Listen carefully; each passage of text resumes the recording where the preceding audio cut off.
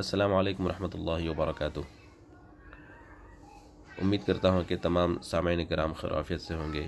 سامعین، جس طرح ہر روز نئے نئے فتنے امت میں سر اٹھا رہے ہیں اور مسلمانوں کو کفر، الحاد اور شرک کی طرف لے جا رہے ہیں، انہی میں سے ایک بہت ہی خطرناک فتنہ جو گوہر شاہی کے نام سے مشہور ہو رہا ہے، اس فرقے کے عقائد اتنے خطرناک ہیں کہ آدمی اگر کسی ایک عقیدے پر بھی اپنی تائید کا اظہار کرے، کسی ایک عقیدے کو بھی مان لے تو وہ کافر ہو جائے گا اور اہل سنت والجماعت سے خارج ہو جائے گا۔ مرزا غلام احمد قادیانی کے فتنے کے بعد اگر کوئی فتنہ سنگین ہے اور مسلمانوں کے عقائد کو بگاڑنے میں بہت ہی خطرناک ہے تو وہ یہی فتنہ گوہر شاہی ہے۔ ریاض احمد گوہر شاہی نامی شخص اس فتنے کا بانی ہے، جو نہ صرف حضور صلی اللہ علیہ وسلم کی شان میں، صحابہ کرام کی شان میں گستاخیاں کرتا ہے، اولیاء اللہ کی اور علماء کی شان میں گستاخیاں کرتا ہے، بلکہ اس بدترین شخص نے اللہ تعالیٰ کی شان میں بھی گستاخیاں کی ہیں۔ اس کی تعلیمی قابلیت دینی اعتبار سے تو کچھ بھی نہیں ہے، دنیاوی اعتبار سے یہ میٹرک پاس ہے اور موٹر میکینک اور ویلڈنگ کا کام اس نے سیکھا تھا اور اپنے گاؤں سے اپنے کام کی ابتدا کی تھی، لیکن اس کا کام دھندہ زیادہ چلا نہیں، تو اس نے بھی پیری مریدی کا چکر شروع کر کے کمزور عقیدے کے لوگوں کو اپنے جال میں پھنسانا شروع کر دیا۔ یہ جسے اپنا بابا کہتا ہے وہ گوہر علی شاہ تھا، اور یہ ریاض احمد یہ جو ہے یہ اس کی 5ویں پشت سے ہے۔ جب اس نے دیکھا کہ محنت سے پیسے کمانا مشکل ہے تو اس نے پیری مریدی کا دھندا شروع کر دیا اور مزاروں کے چکر لگانے شروع کر دیے۔ اس نے ایک کتاب لکھی ہے روحانی سفر، اس میں یہ لکھتا ہے کہ جب یہ بالغ ہوا تو فقیری کا شوق انتہا کو پہنچ چکا تھا، مگر سیرابی کسی طریقے سے نہ ہو رہی تھی۔ ایک پولیس انسپکٹر سے بیعت ہو گیا، انہوں نے نماز پڑھنے کی تاکید کی، تسبیح اللہ کی پڑھنے کی بتائی۔ تقریباً 1 سال بعد نمازیں بھی ختم ہو گئیں۔ کچھ دنوں بعد نواب شاہ سے ایک رشتہ دار آ گئے، انہوں نے کہا کہ تو جام داتار کے دربار چلا جا۔ تو یہ کہتا ہے کہ یہ جام داتار کے دربار پہنچا، جمعرات کا دن تھا، رقاصائیں سندھی میں کچھ پڑھ رہی تھیں، سب زائرین بچے جوان بوڑھے ان کی طرف متوجہ تھے، تو وہاں پر اس کی دال نہیں گلی۔ تو 24 سال کی عمر میں جب یہ پہنچا تو اس کے منصوبے کچھ خاص کامیاب نہیں ہوئے، تو اس نے وہاں کے درباروں اور مزاروں کے چکر لگانے شروع کر دیے، اور اس طرح پیری مریدی کا سلسلہ شروع کرتے کرتے اس نے ایک فرقے کی بنیاد ڈال دی۔ دوستو، اس کے عقائد اتنے خطرناک ہیں کہ یہ خود کو مامور من اللہ کہتا ہے اور ملہم کہتا ہے، محدث بھی کہتا ہے، بلکہ یہ اللہ تبارک و تعالیٰ کی شان میں گستاخیاں کرتا ہے اور اللہ تعالیٰ کو نعوذ باللہ لا علم کہتا ہے، اور بغیر کلمہ پڑھے ہی یہ اللہ تک رسائی حاصل ہونے کا دعویٰ کرتا ہے۔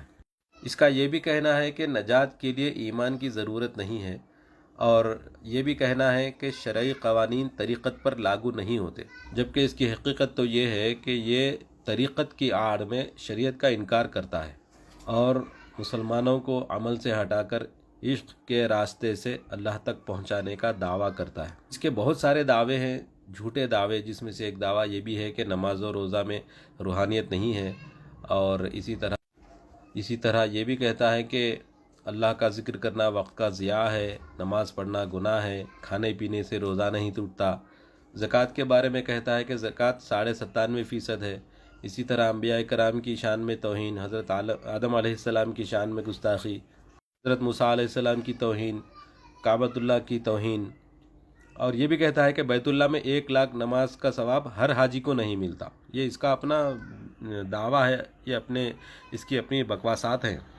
تو حقیقت تو یہ ہے کہ اس کو جتنے شیطانی وساوس آتے ہیں یہ انہیں اللہ کی طرف سے سمجھتا ہے، اسی لیے اس کے دعووں میں اگر دیکھیں تو یہ شیطان کی تعریف کرتا ہے اور انسانوں کی مذمت کرتا ہے۔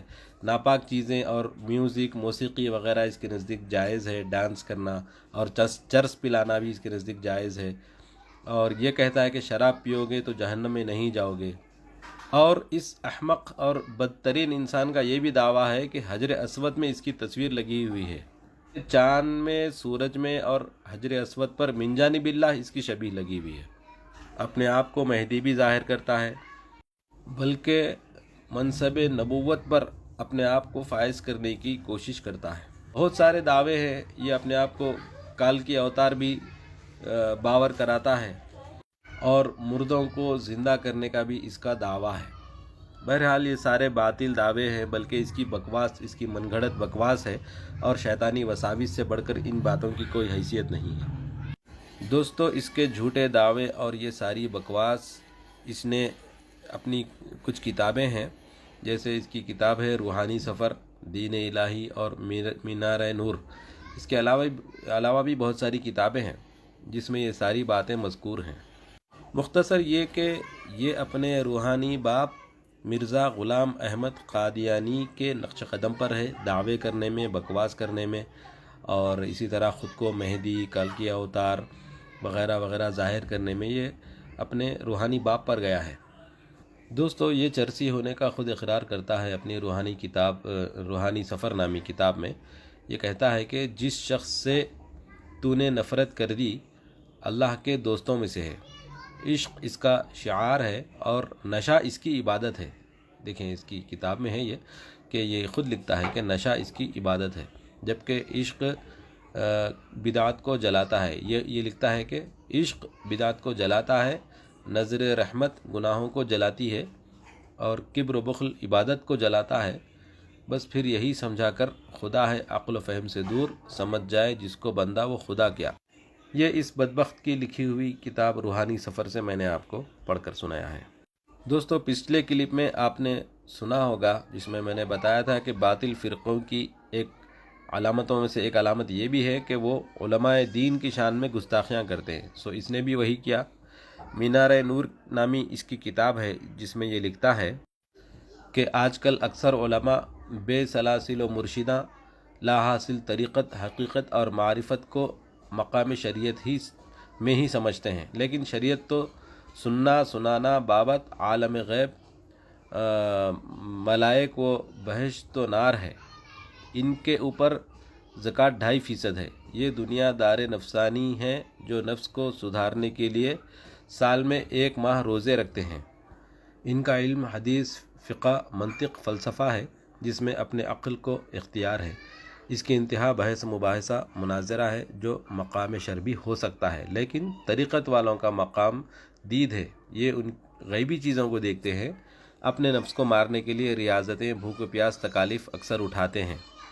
یہ تارک الدنیا کہلاتے ہیں، دنیا میں رہ کر بھی ہر نفسانی چیز سے تارک ہوتے ہیں۔ ان کی زکوٰۃ 97.5% ہے، اور ان کا علم صرف عشق حقیقی ہے جو بحث و مناظرہ و فرقہ بندی سے دور ہے۔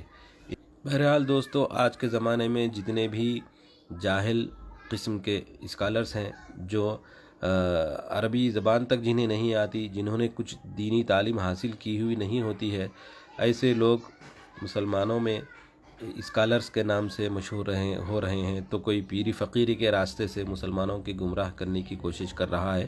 اور سب میں ایک عادت مشترکہ ہے، وہ یہ ہے کہ یہ سارے ہی علماء دین سے نفرت کرتے ہیں، ان کی شان میں گستاخیاں کرتے ہیں، اور لوگوں کو یہ تاثر دیتے ہیں کہ انہوں نے صحیح دین پیش نہیں کیا، صحیح دین تو ہمارے پاس ہے، اور اس طرح یہ ایک نیا فرقہ وجود میں لاتے ہیں۔ انشاءاللہ باقی تفصیل آئندہ کلپ میں اپلوڈ کی جائے گی۔ السلام علیکم ورحمۃ اللہ وبرکاتہ۔